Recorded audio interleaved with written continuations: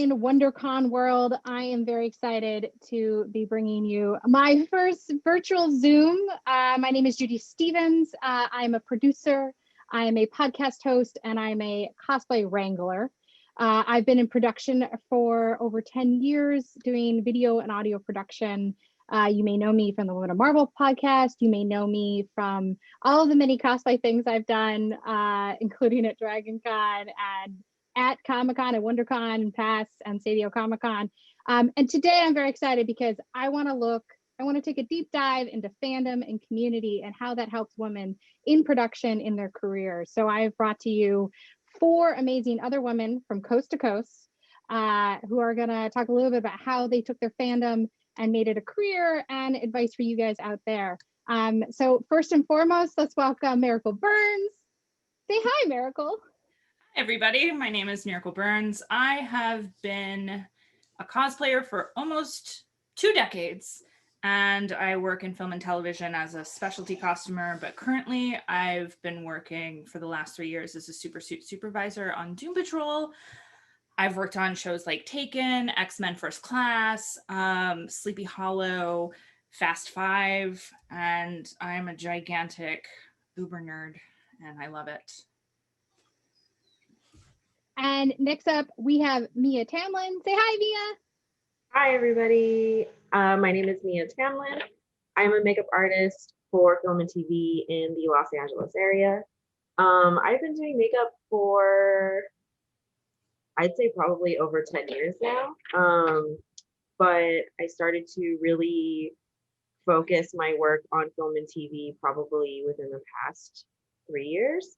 And I've done a lot of short form content with Marvel, with Judy, and worked on a lot of indie horror productions. I've done stuff for Hulu, Amazon, Disney, and I've also been cosplaying and in the fandom community for probably more than half my life. I'd say like 20 years now. So it's really excited to meet everybody, and I'm also a huge uber nerd. So, well, I think what we'll learn from the end of this panel is that we're all super uber nerds for something, and that's what makes fandom and community great. We also have Angélique Roché, who you also may know from the Women of Marvel podcast and the Marvel's Voices podcast. Say hi, Angélique. Hi. So yeah, thanks, Judy. I'm a producer, podcaster, uber nerd, writer. Full disclosure, I'm a trained attorney that worked in politics and worked on the Hill before I jumped into this. But I started writing under a pseudonym while I was working on the Hill. And no, I'm not telling anybody what it is because I probably shouldn't. And then ended up writing for Black Girl Nerds after I got out of politics, and that turned into improv and getting back into theater, which is where I was trained before college, and getting into radio, and then into podcasting, and now into production and diversity work, which is blending all of the myriad of things that I've done in my life together for one singular reason, and that is to support and tell good stories that are representative and relatable to folks who don't normally see themselves in stories. Yeah, you should go check out everything Angelique's doing. And we have our final woman, but our not last but least. Wow, that was terrible. I'm falling apart already. Our least but not last. I totally am the least because I haven't done as much as a lot of these people. No, but I'm so excited for you to join us, Shoshana. Shoshana is another amazing woman from the Doom Patrol crew. We've gotten a lot of great questions from the fans out there via Doom Patrol, but introduce yourself. Yeah, I'm Shoshana Sachi, and I'm a TV writer. And Doom Patrol was my first TV writing job. I've been writing for them for 3 years now, 3 seasons, and previously I have a self-published book called The Way of the River, and I also have a couple of story by credits on Power Players, which is a kids animated show on Cartoon Network and Netflix. Well, I'm excited to have all 4 of you join me. We have people in Georgia and Los Angeles. I'm in New York. This is the power and the future of sort of this new world order, but also what's great is community, right? I've met each one of these amazing women through different elements of either my production career or my cosplay career, or, you know, just through things that we loved and we enjoyed, because that's the power of fandom. So as part of that story, I want to talk to each one of you and ask you, what was your first fandom, right? What was the first thing that you were introduced to a community? May it be the early world online, maybe it was fanfic, maybe it was cosplay, and what made you want to stick your roots in and stay? Miracle, why don't you start? God, let's see. My first fandom, believe it or not, was rooted in Renaissance festivals. So I used to go with my friends, and I made new friends who were really into comics. And I was probably 27 before I read my first comic, and it was X-Men and it was Wonder Woman. And I had a special place in my heart for anything Jean Grey, anything Phoenix, and anything Wonder Woman. And getting to experience these things with my friends, we decided to start costuming as them.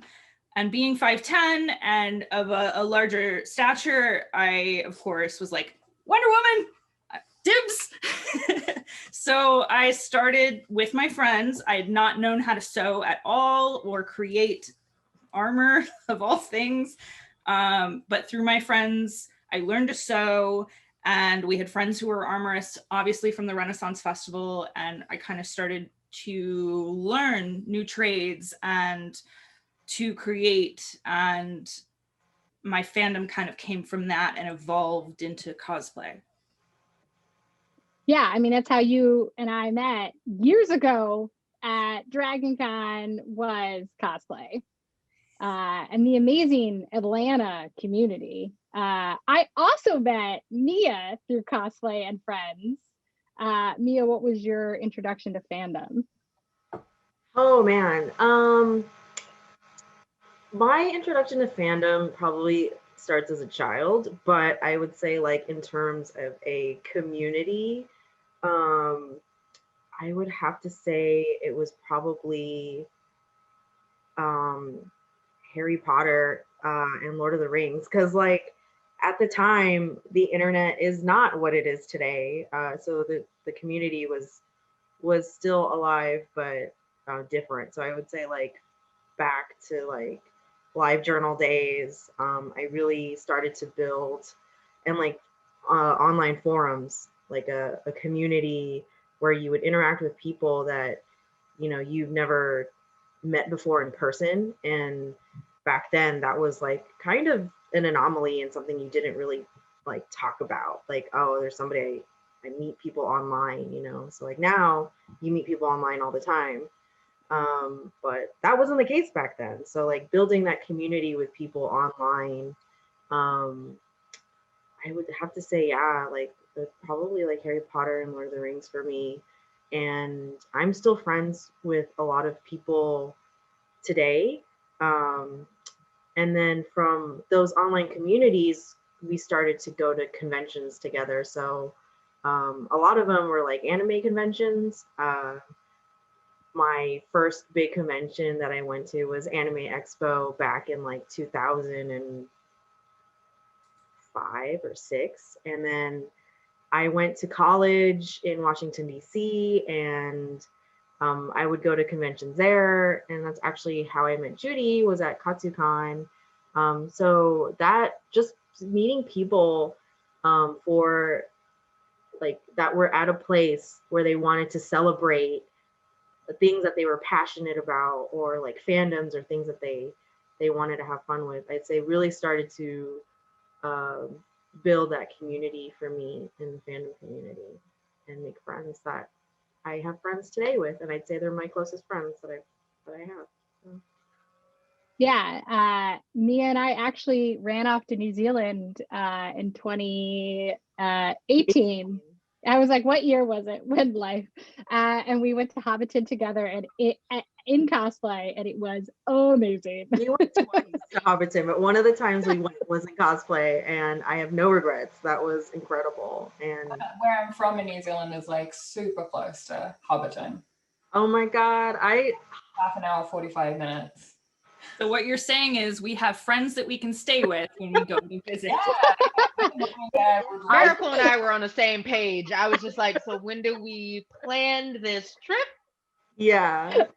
Man, if I have could a just tour live in New Zealand forever, I totally would. Like if I could take my cat on that 17-hour plane ride or whatever, like I would do it in a heartbeat because New Zealand was like a phenomenal country for me. I loved it so much. And it was such a great experience with Judy. So Yeah, and it was great connecting, right? You know, as I think we all were young when we first discovered like fandom and cosplay and community and just all this stuff, and then being able to be an adult later with money, right? Because that's the difference. And being able to like say, hey, let's fly across the world and do a thing that we always wanted to do together through meeting through a friend that you met through fandom. I think is just like an essential part of like why I like. I mean, you know, it's also good. it's so fathomable to think that you could do something like that today through people you've met in fandom, like work or have these kind of friendships and community. Like it's not something when I was like a teenager in my 20s that I would have ever thought would be possible. It was something that like, I hid, and then now it's widely more accepted. Fandom is more widely accepted. So like I just feel like people get to celebrate what they're really passionate about or things that they really love, which I think is really cool. So. Yeah. So Angelique, you and I we were introduced via work. I guess I call it work, a job.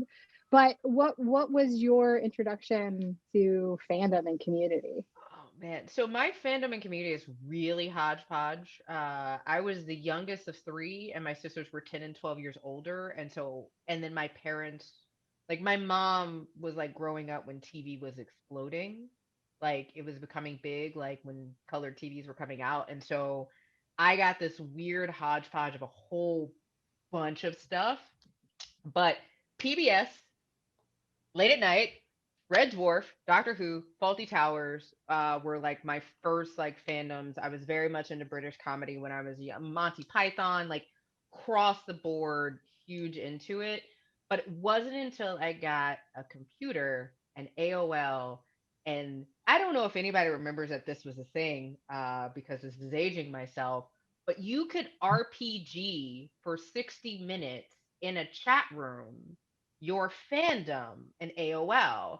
And there used to be Star Trek RPG chat rooms, and you could pick which Star Trek at the time. There weren't a lot of options. It was basically like OG or TNG. And like you were like, you got to go in and be a science officer for an hour, or you got to go in and like call dibs on being on the Brit, like being number one, and you got to meet folks from New York and California and Florida and all these different places who were also Star Trek fans. And to this day, like I remember like one of the guys who was always captain because he was always starting the room was this EMS guy from New York, right? And it was just such this weird community situation for me because I will honestly say I didn't go to my first con until Star Trek turned 50. And I was asked to be on a panel about Star Trek and feminism, which happened shortly after I was quoted in Star Trek. Like my con life went backwards. I like was already doing the work. I was already like blogging. All my friends were going to cons. I didn't get the concept because I'm from Baton Rouge, Louisiana. Like we didn't have Comic Cons. I collected music, and I was from the South, so my dad was not bringing me to a comic book store, but I would steal my brother's comic books.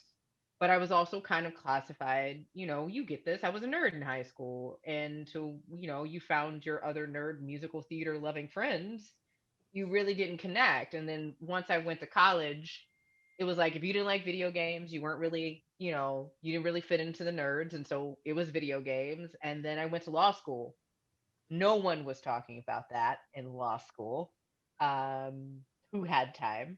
And so it took me a while, I think, before I found a nerd community in real life.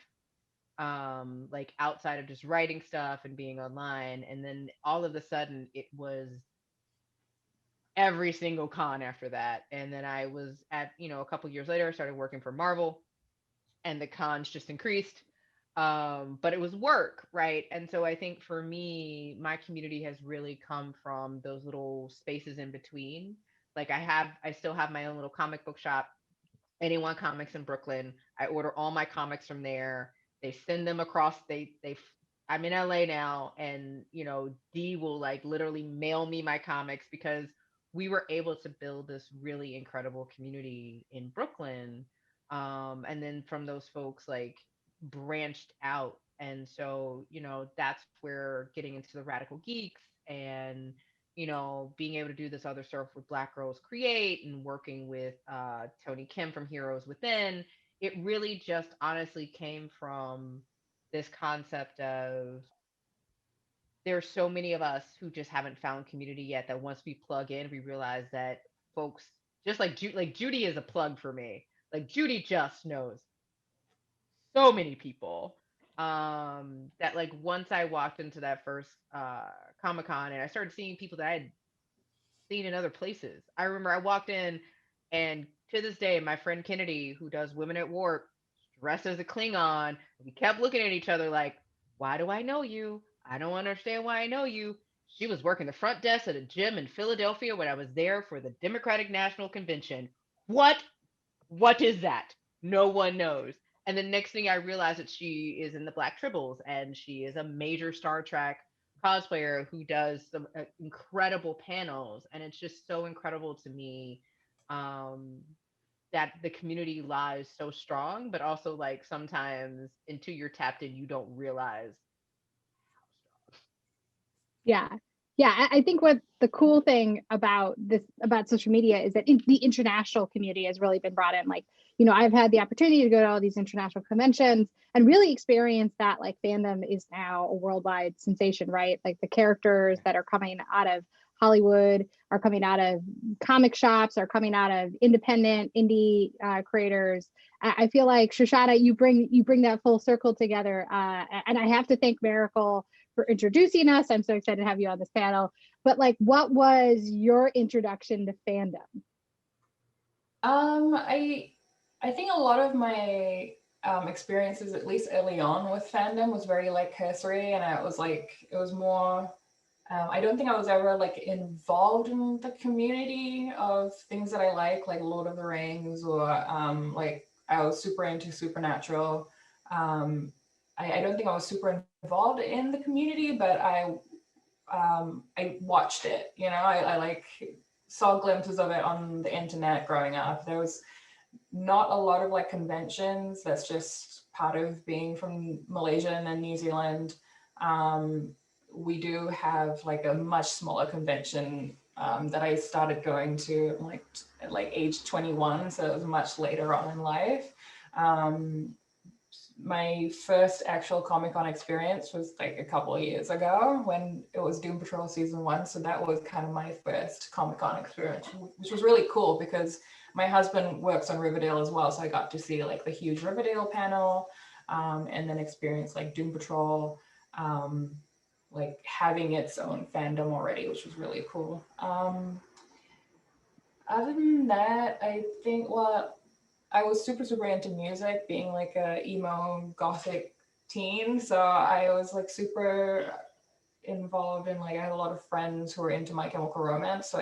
And going to concerts and stuff like that. So I think that's the most like community fandom-y experience that I had. But a cool like coincidence thing, experience I have with fandom is that, I used to love Supernatural. Was a super fan of it, and now I work for Jeremy Cava, who used to write and showrun Supernatural. So that's super strange. It's sort of Mia always laughs at me whenever I'm traveling. I always put Supernatural on. It's always on syndication somewhere in some hotel on some TV, and I watch Supernatural that way. I watched like all the seasons, like up to like 8, I think. And then after that, I kind of stopped watching it. So sometimes when I stay with Judy in the hotels, she puts on Supernatural and it's like season 13 or whatever, and I'm like, what is happening? And Judy's Yeah, like, I only watched it up to season 5, so anything like I'm not gonna lie, I'm confused. I've never seen it. Oh, right. It's really self-aware and really funny, and I think that's It what. also seems very overwhelming because there are so many seasons. Oh Yeah, my. there's a lot of seasons. Yeah, I'll agree with that. Well, Angelique, that just means we have to put it on our list.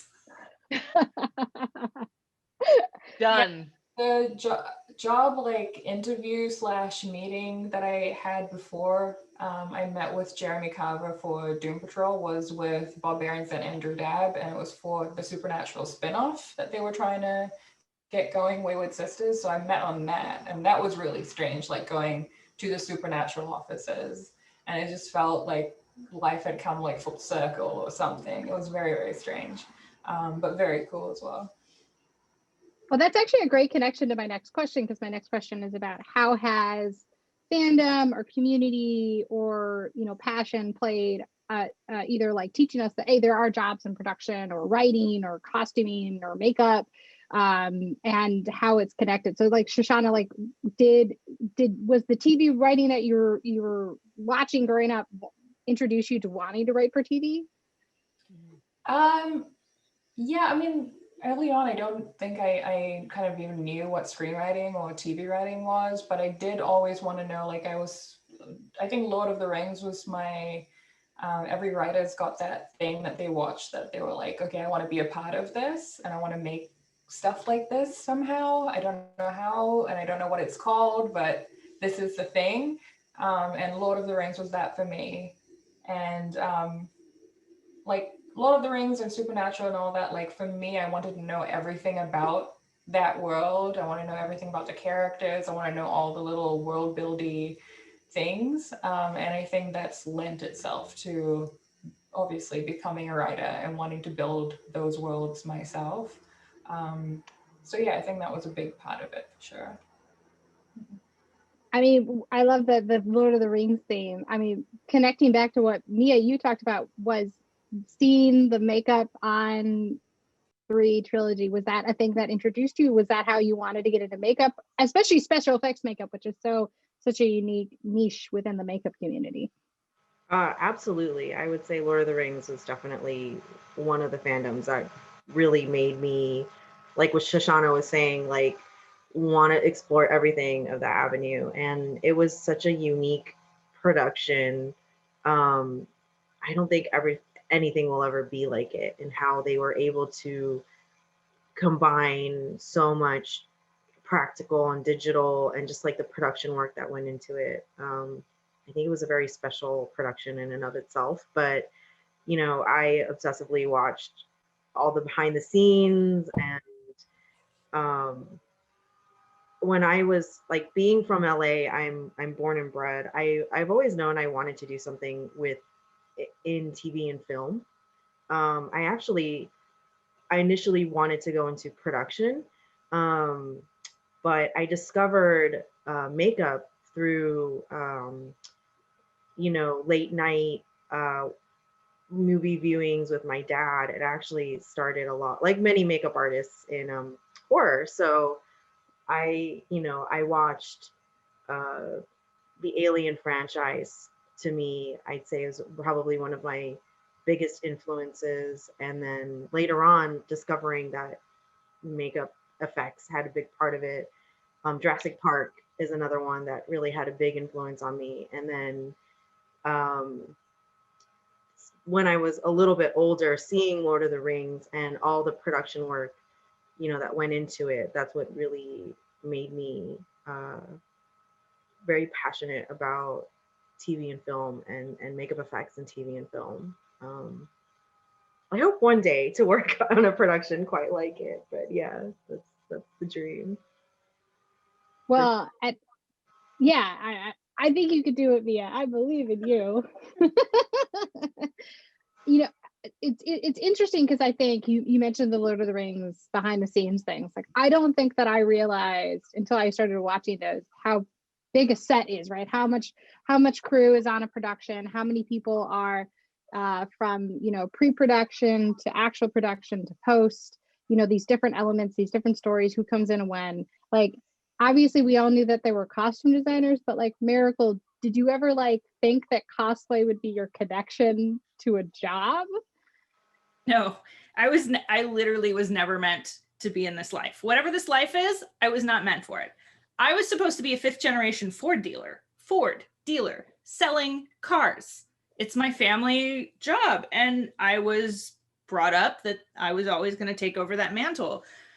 So cosplay was always just having a really great time with my friends, and it was looked at as like, I was just going to go play dress up like Halloween on a weekend with my friends and sometimes alcohol. But it was never meant to end up, I don't know, I kind of tripped and fell into this industry, and I'm so happy I did, because I had no idea that I could actually have this career, or that it was a career.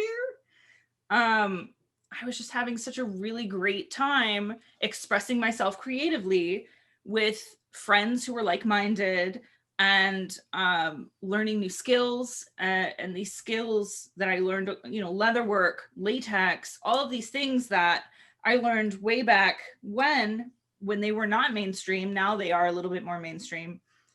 They gave me the biggest leg up as somebody working in alt costuming or specialty costuming. In our industry, typically, if you're a costumer, you just have to put regular clothes on a regular human. You might pop a seam. Can you sew? Sure. Sew that seam up so that you can push them off and go back to set. Where everything I learned in my silly off time of being a cosplayer, I'm only saying as it's perceived, not necessarily as I take it. I love that.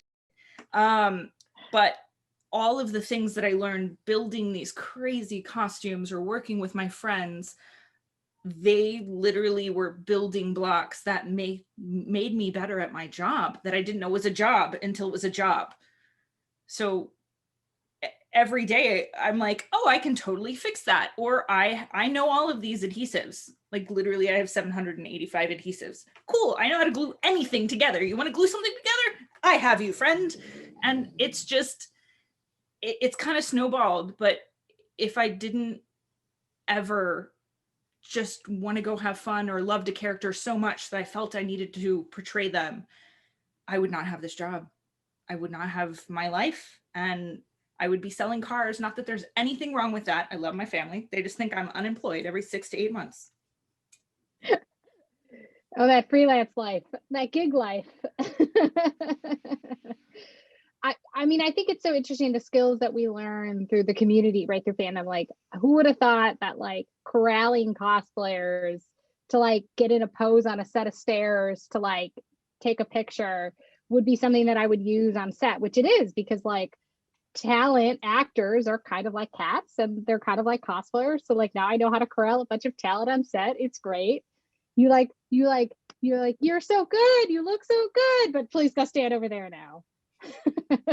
There is literally a quote I will never ever forget as long as I live that came from one of my actors, who I'm not going to out right now, who came to me and came to one of my set costumers and was like, are you going to have children, or are we enough for you? I'll agree with that. And on that note, Angelique, Angelique, your career. I mean, you're Perfect. more than just talent. You're more than just talent. It's very weird because I do sit on both sides.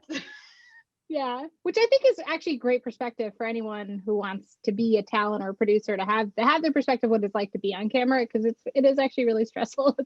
But also it's stressful managing talent. I feel like your career, Angelique, is so interesting because it's like you started out as a lawyer in politics. How like, where was the point where you realized that you know, you talked about being a Trekkie and meeting all these people, you know, what was that point where you realized, okay, maybe take a break on the politics and the law and let me transition over to this fandom world? So it's interesting, you know, the more I've been thinking about it in the last couple of years, like, how did I get here? My mother was director of student activities at a HBCU. That sounds like gibberish to a lot of folks now, but back in the day in the 90s, there would need to be someone who was director of student activities like Spring Fest, bowl games, concerts, homecoming, all of that was my childhood. Like running around behind my mother, behind stage, TLC, Brian McKnight, Usher, like Foxy Brown, UGK, you name it. You know, Sinbad heckled me as a kid. Like so celebrities don't. There are very few celebrities that I get very impressed by because, like, I sat on Kim Phillips's lap when I was 6 because I was a cute kid, not because of anything special. She saw a cute kid and she wanted to sit down, so there I was, right? And I met Too Short, who was very nice to a 9-year-old. Like it's so I had to think about it for a while. Like it never that's always how my brain has worked. It's always kind of thought in production. And I was very lucky. My mom wanted me to go in acting and just to be very like no filtered. I was at that time I was full figured and 250 pounds and I was getting typecast and they were very worried, even though I was supposedly good at what I was doing, that I would continuously getting typecast as maids or the friend or because that's really honestly the parts I was getting at that time. The last part I played was a Grecian maid and then a grandma. And so, you know, I got a degree in journalism. So I was actually really lucky. I started doing arts and entertainment journalism when I was in college. And so for me, this is kind of just full circle, but I used all those production skills on the Hill. I used all those production skills when I was working in campaign politics because you still have to do brand, you still have to do events, you still have to show up. And particularly with a lot of campaign politics, I remember, we had the first lady come to our region, and you have to think about who gets tickets, how do you set it up, where are they coming in, where are they going to be at, where is your team going to be. One of the best jobs I ever had in my existence is I was one of the associate directors for a presidential inauguration, but it was of the volunteers who were doing the inauguration. So I was doing production on how they were going to come in, how they were going to get fed, how they were going to help people out, move people in. And what I learned very quickly is that there is a set of skills, much like knowing what adhesives to use, which I am still in awe that you have so many adhesives. Like understanding what a production plan looks like and then understanding how that applies in different places. And I think one of the things being talent has taught me, particularly being a host, because you're kind of sitting in the middle, because you're kind of talent, but you're kind of not talent, but you have to make talent happy, but you also have to give the audience a good show, while thinking about how do you produce a conversation. And that's particularly true now, like post COVID, when you are sitting in your own home and doing all of these things a little bit with a smaller budget.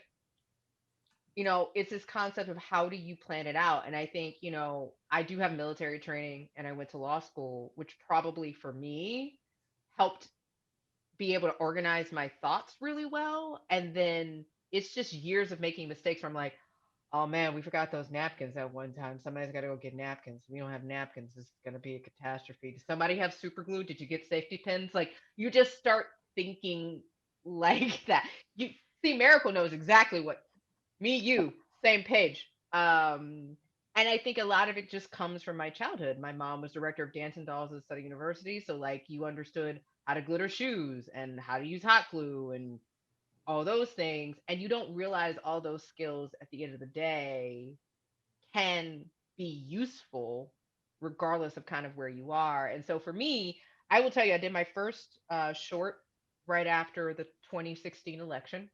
Not to get political, but it's true. Um, to air some of my angst into the world about the fight we were getting ourselves into. Um, because we fought really hard in the 2012 election and it was a lot.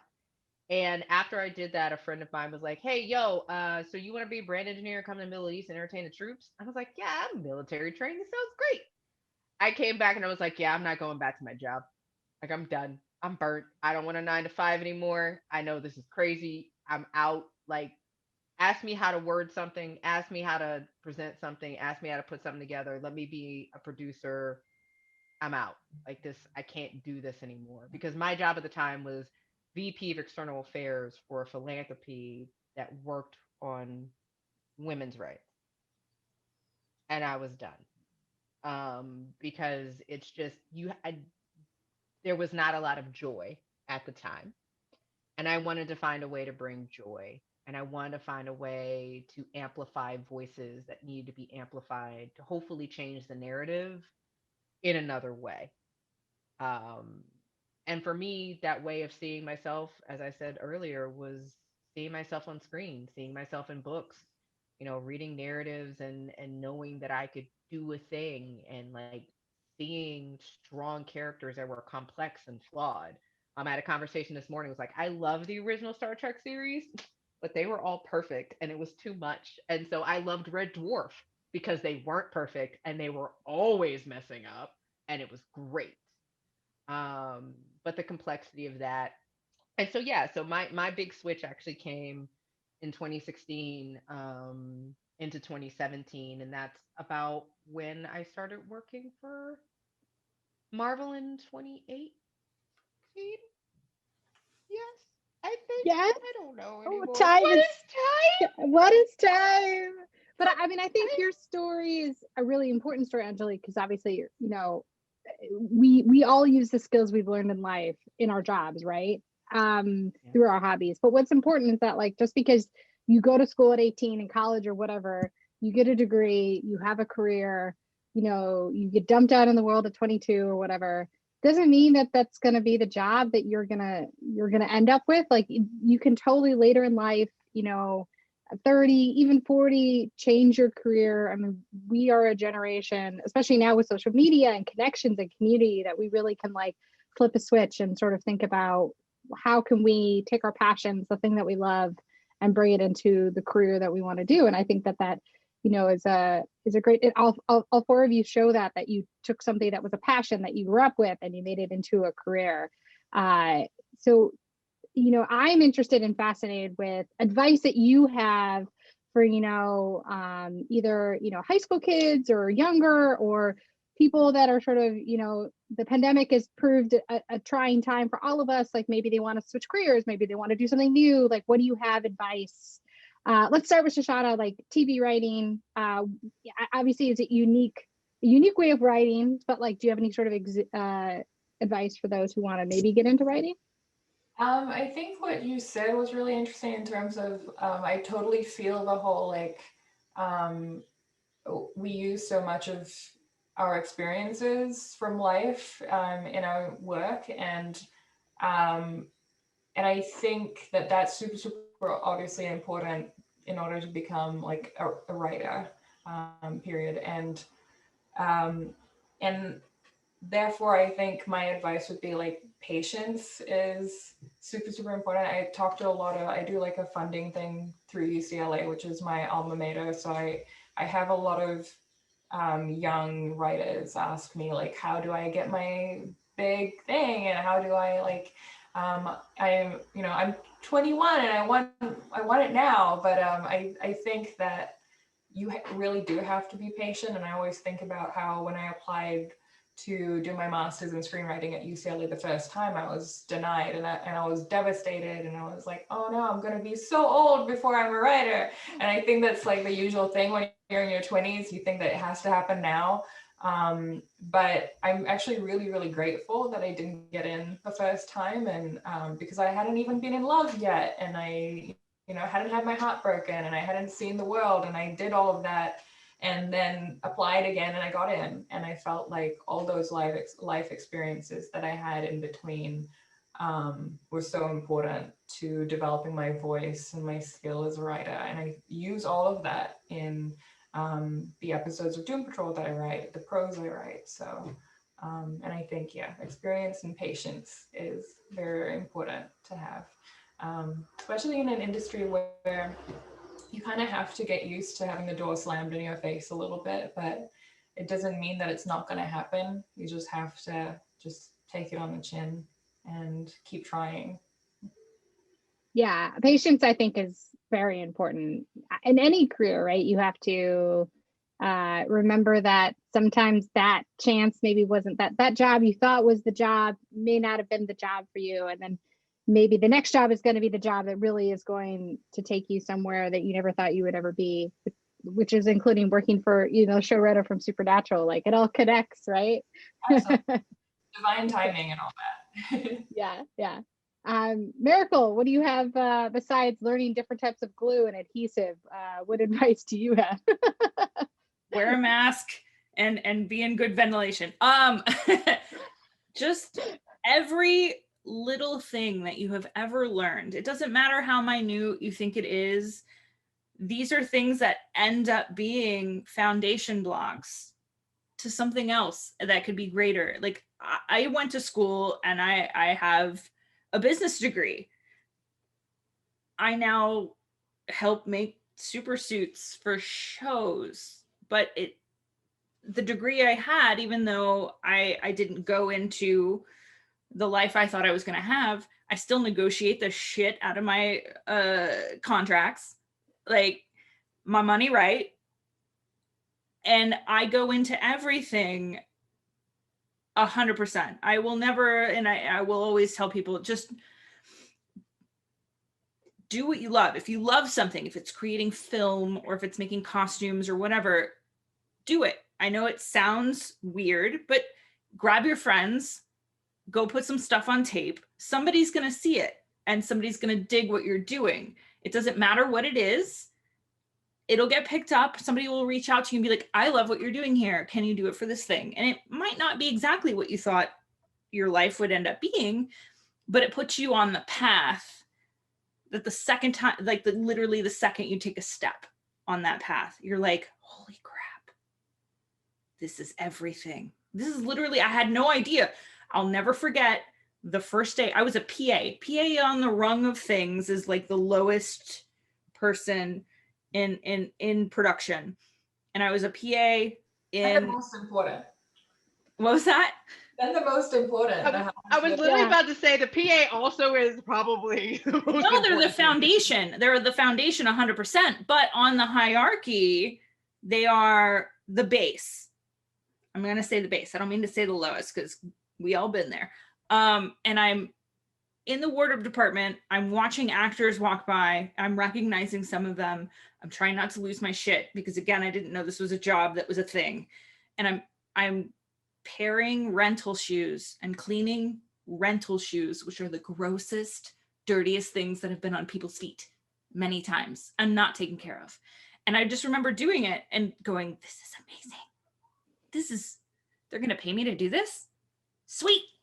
And from that literal first step forward of doing, I'm going to say at that in costuming, the worst job that you can do and loving it, I knew that whatever I was going to do after that was going to be freaking amazing.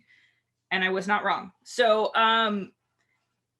just let your freak flag fly, do whatever the heck makes you happy, and the work will find you. It will literally find you. It sounds cliche, but it's not. Do what you enjoy and the work will find you. Yeah. And to what you said, negotiate earlier, I think that's also important. Know your worth, right? Know that, like, sometimes maybe when you're a PA or other like that, you might be working for a little less. You don't have control over that per se, but once you get your legs under you and you get your experience and you look around and you judge your room, yes, know what your worth is and don't be afraid to stand your ground. And you might lose some work because of that, but you will gain things in other ways, and that is invaluable words. Words. Well, you know that I'm not great with words. But yes, no, that's great advice. Miya, do you have any advice for makeup artists out there? Oh, absolutely. I have so much advice. I really relate to both Shoshana and Miracle. I feel like earlier, and even Angelique, like when Angelique was talking about how, you know, you were saying that you started out in a different career path and ended up somewhere else completely.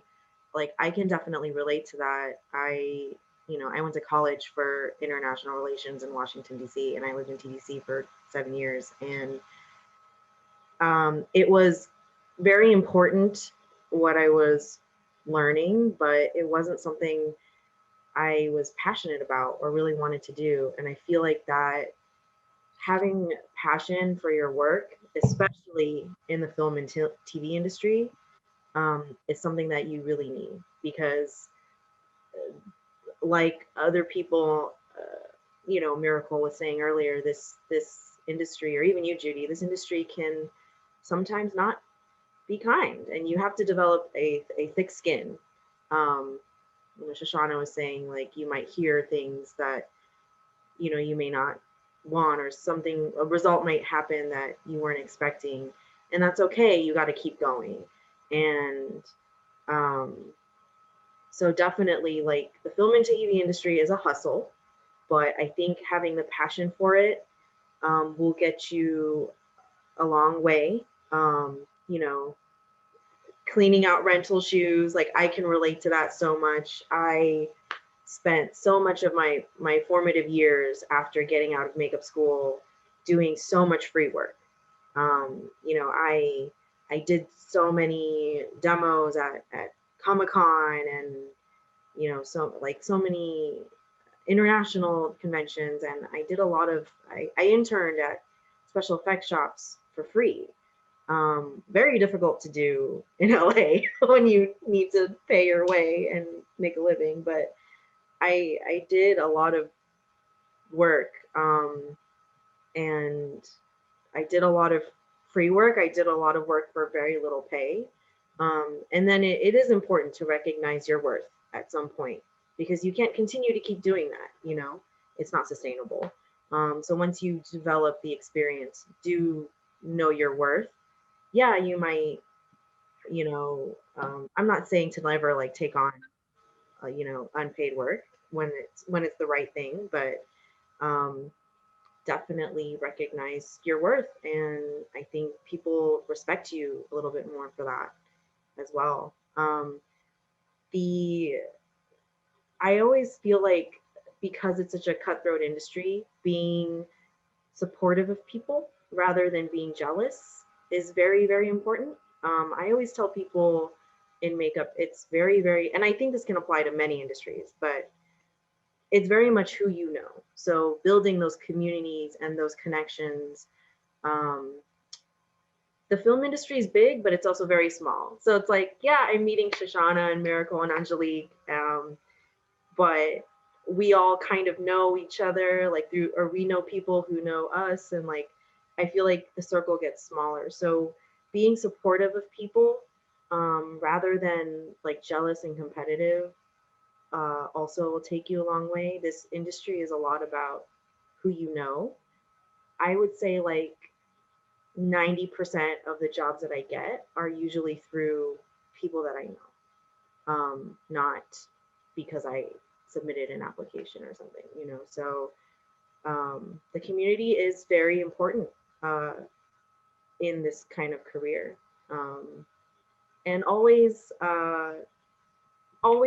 strive to keep learning. I feel like once you feel like you've stopped learning and you've reached your peak, for me, that is the end of your career. Like, there's always new things to learn. There's always new techniques, I feel like even if you've been in the industry for like 30, 40 years, you can always still learn something new, especially with how technology is nowadays and how the information is getting spread.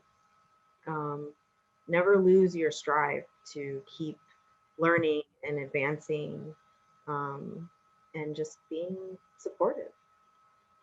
So that would be my advice for makeup artists.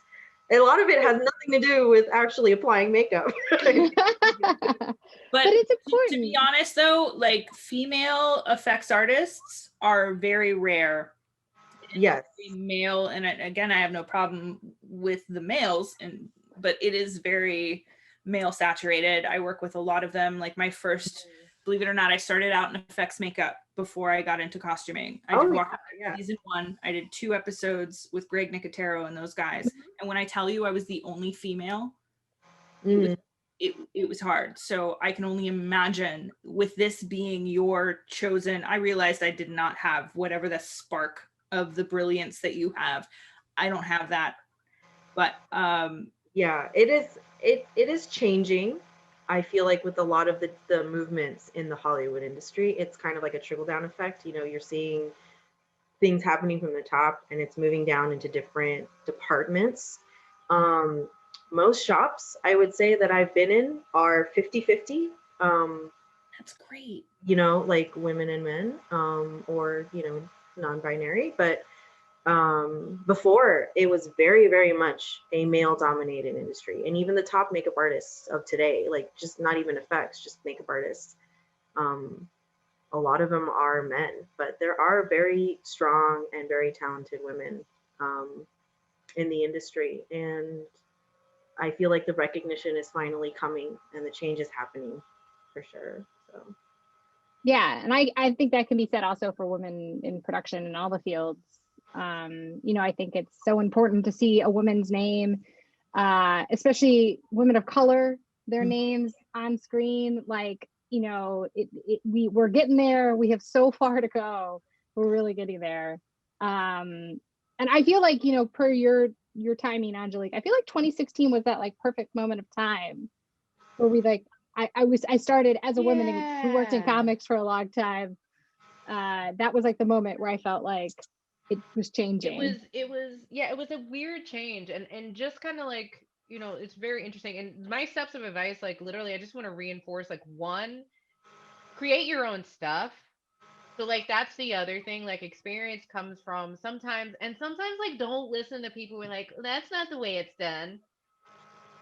No one asked you. I'm figuring it out. And you know, maybe I'm creating something new.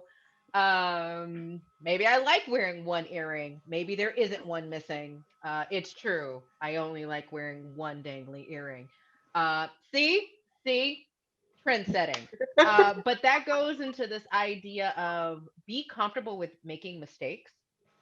I think one of the things in particular when it goes into being a woman, whether that is your gender identification, whether that is, you know, like cis women, trans women, women, non-binary folks, people of color, we fear making mistakes because we have been taught there is no room to make mistakes. And that is such a key part of the learning process. And one of the things I love about creating your own stuff is like you have no choice but to make mistakes. It's not going to be perfect because you don't know everything. You can't. And not being afraid to ask questions. One of the things that has helped me out so much, and I think the prime example is when I got to LA, I've been working on novella for 3 years. Love it.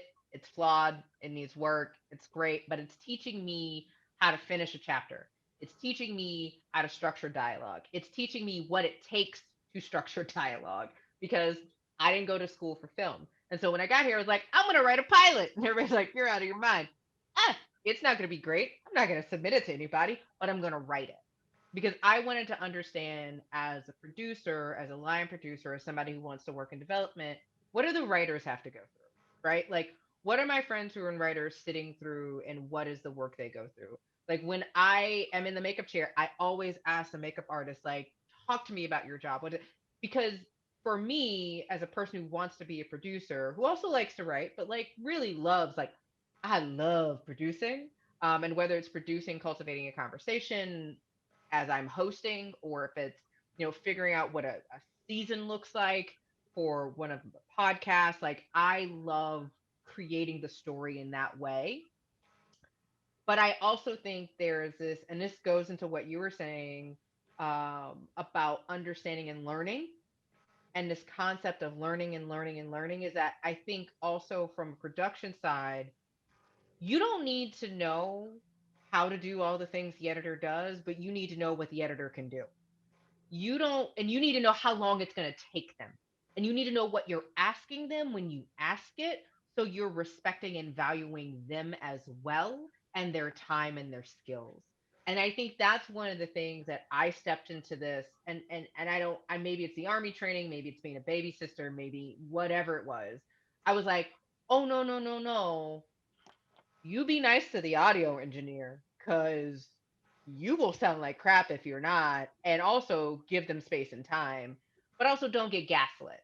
Because I think that's also like this space and like finding that delicate balance of, I know what's possible, I know what can happen, and understanding that that's, you know, that's just that value add of you and knowing what you're asking for, but also the value add of respecting the people you're working for. So understanding the art design, the costume department, makeup, understanding the camera guy, understanding why they're diffusing something versus and why they're using natural light instead of using artificial light and what the point of it is. I think for anyone in this field is important because it impacts the way makeup is done. It impacts, how the costume is based. It impacts like what they're doing that day in stunts impacts which version of the costume they're in. Like I get that because like those are the type of questions I love asking the actors. And I think for me, my piece of advice would be like honor the whole process, right? Like honor the writer's room, honor the showrunner. And I have been so blessed to even interview music supervisors and composers and getting, because my first nerd love was music. And so for me, like, my dad would bring me to the music store instead of comics. And then I learned about theme songs and exposition and why they're so important. And then suddenly I'm sitting down with Bear McCreary and he's explaining that every single agent on Agent of S.H.I.E.L.D. has got their own catalog of music that goes with them.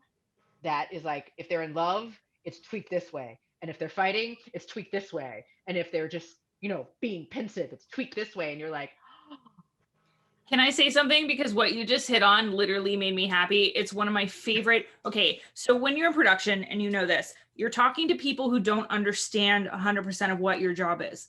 It doesn't matter what your job is. They might not understand. It's like being an orchestra, like having an orchestra.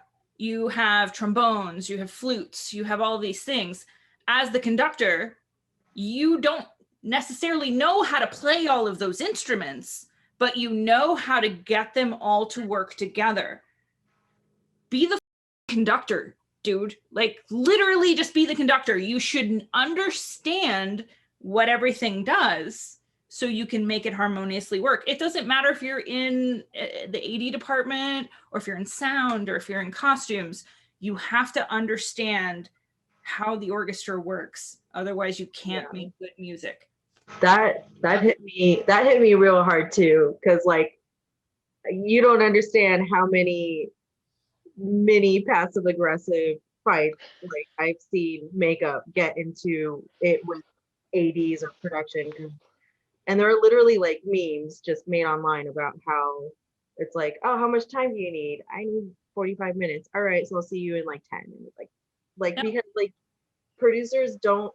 there are a lot of producers who don't understand the process. And like for me, it just, what you're saying, Angelique, really hits close. Cause like, I think that's why directors like Guillermo del Toro are so beloved, because he grew up in like makeup effects. So he understands the process. Or like, I worked with a director, Axel Carolyn. She actually is doing a lot of stuff for like she did Blind Manor, and we were applying this creature makeup, and she came in to check on us on set, like, how much time do you need? And she really respected us and gave us our space and gave us our time to create, her vision and bring her vision to life. I think all around. And you should be proud of it too. Yeah. That's the thing. You should also be proud of what you send out to set.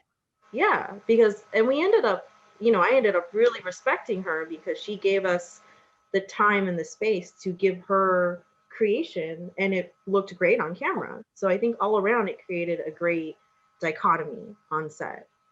So what you're saying, yeah, absolutely, for sure. Yeah, it's all about community, right? The thing that connected us all to Fandom, got us all here, right, is community. Like, you want a great community on set.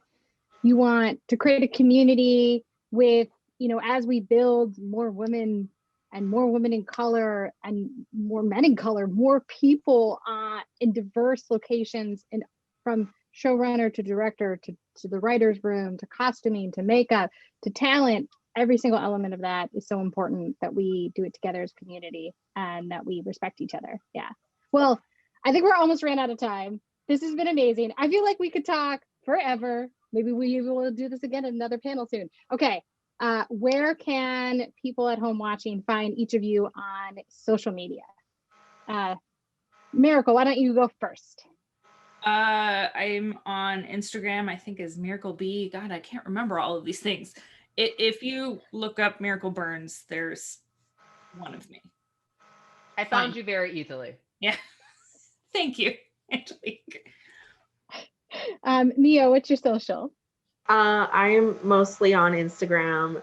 You can find me at Miya Tamlyn, MUA, for my Instagram to see my work. And Angelique? I am all over the interwebs at AngeliqueRoche.com, Angelique Roche on the Twitters, Angelique Roche official on Instagram, because I can't get my name because that's how the grams work. I'm also on TikTok, but it's really just me being silly, wearing Disney ears. It's not, you're not gonna, unless you just want to laugh at me being goofy. Why isn't there's Yeah. that's really what it is. But I am on the TikToks, as the young kids would say. But also you can hashtag Marvel's Voices, hashtag Women of Marvel, the Radical Geek. I'm in places. And Shoshana, where can they find you? I'm only really on Twitter, and it's Shoshana Sachi on Twitter. come for the laugh, stay for the Yeah. anecdotes. A couple fans submitted questions. Obviously, we ran out of time. We couldn't get to it. Thank you for submitting questions. You can find me on Twitter and Instagram at OMG DJ Judy. If you guys have questions for any of these amazing women, please send them to us. And if you would love to see more, maybe we'll do this at a future con. But this has been so amazing. I want to thank each one of you, Shoshana, Angelique, Miya, and Miracle. You're all amazing. I love you all. And everyone out there, I hope we'll see you in production soon. Hi, thank you. Yeah.